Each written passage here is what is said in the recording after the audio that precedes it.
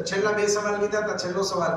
જી, હું જગદીશ છાયા, નિવૃત્ત શિક્ષક છું. મારો સવાલ નથી, પણ સમાધાન અને અનુભવની વાત કરું છું.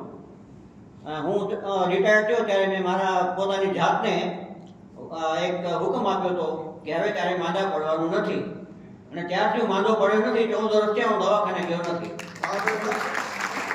અને આ વાત ફેસબુકમાં બધા એટલી બધી ગમી ગઈ કે ઘણા બધા શેર કર્યા છે. એટલે મારા અનુભવમાં એવું છે કે દવાખાને ન જવામાં બીજું મને સામાન્ય તકલીફો તો મને પણ થાય છે, પણ શરીરમાં કંઈ ખબર નહીં, એમાં ઓટોમેટિક રિપેરિંગની સગવડ હશે કે શું હશે, ઓટોમેટિક રિપેર થઈ જાઉં છું.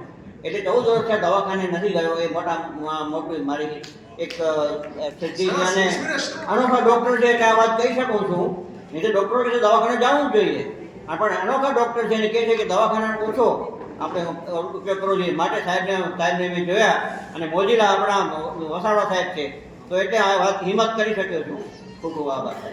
બહુ સરસ છે. અને આમાંથી એક નાનું સૂત્ર તમને આપી દઉં છું, હું ફોલો કરું છું. Fast in work, slow in Joy.